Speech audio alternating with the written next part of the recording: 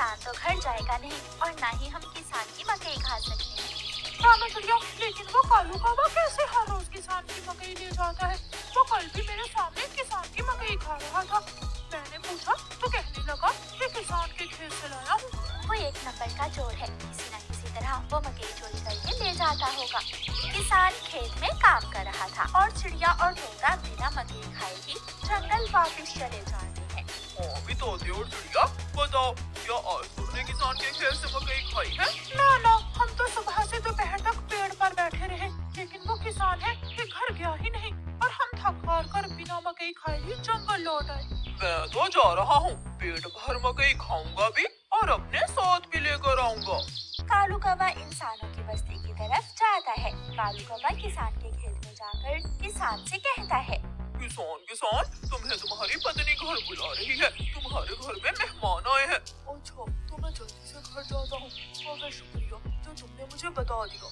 किसान अपने घर चला जाता है और कौवा मजे मजे से किसान के खेत से मकई खाने लगता है।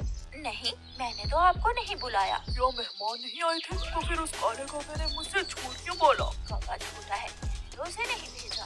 कौवा पेट भरकर मकई खाता है और कुछ मकई अपने साथ लेकर वापस जंगल लौट जाता है। कौवे कौवे, एक मकई का भुट्टा मुझे भी दे दो। ना, मैं तो मकई का भुट्टा किसी को नहीं दूंगा, बहुत मुश्किल से लाया हूँ मैं। कौवा चिड़िया के सामने बैठकर मकई का भुट्टा खा रहा था और चिड़िया के मुंह में पानी आ रहा था। दूसरे दिन कौवा फिर से किसान के खेत में जाता है और किसान से कहता है, किसान, मैं अभी तुम्हारे घर से आया हूँ। तुम्हारे बेटे को तेज बुखार है, जल्दी से घर जाओ। कौवे की बात सुनकर किसान घबरा जाता है और कुछ सोचे बिना अपने घर भाग जाता है और कौवा मजे से मकई खाने लगता है। कहाँ है मेरा मुन्ना? मुन्ना तो बाहर खेलने गया हुआ है। क्या मेरा मुन्ना ठीक है? हाँ, मुन्ना तो बिल्कुल ठीक है। तो फिर इसका मतलब आज फिर कुछ शरारती कौवे ने मुझसे शरारत की है। उसने मुझसे कहा कि मेरे मुन्ने को बुखार है, मैं जल्दी घर जाऊँ। वो कौवा जरूर आपको घर भेजकर खेत से फसल खाता होगा। मैं कल देखूंगा वो कौवा कैसे मुझे उल्लू बनाकर मेरे खेत से मेरी फसल खाता है। कौवा जंगल जाकर बहुत खुश था। वो जो मकई अपने साथ लाया था वो तोते और कबूतर के सामने बैठकर खाता है। वाह, मजा ही आ गया। ये मकई तो बहुत स्वादिष्ट है। यार कौवे, थोड़ी सी मकई मुझे भी दे दो। हाँ, ठीक है, अगर तुम मेरे घर का काम कर दो तो मैं तुम्हें भी मकई दे सकता हूँ। मैं भी करूँगा, मैं भी कभी आपके घर का सारा काम करूँगा, मुझे भी मकई दे देना। ठीक है, तो फिर जल्दी से मेरे साथ आ जाओ। कौवा कबूतर और तोते को अपने घर ले जाता है। तोते, तुम जल्दी से मेरे घर की सफाई सुथराई कर दो और कबूतर, तुम जल्दी से मेरे सारे बर्तन धो दो, फिर मैं तुम दोनों को मकई दूंगा। फिर कबूतर अपने काम में लग जाता है और तोता कौवे के घर की सफाई सुथराई करने लगता है। दोनों अपना अपना काम खत्म कर देते हैं। कौवे, मैंने काम कर दिया है, अब मुझे मकई दे दो। मैंने काम कर लिया है, मुझे मकई दो। कौन सी मकई? चलो भाग जाओ यहाँ से तुम दोनों, मैं तुम्हें कुछ नहीं देने वाला।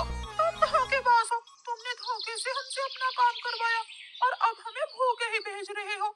कबूतर और तोता वहाँ से चले जाते हैं। कौवा हर रोज की तरह अगले दिन भी किसान को पागल बनाने के लिए किसान के खेत में चला जाता है।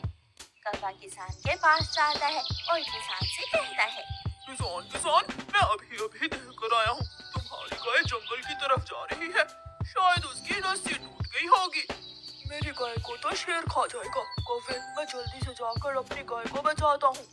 किसान वहाँ से जाता है, लेकिन आज किसान थोड़ी दूर जाकर पेड़ के पीछे छुप जाता है।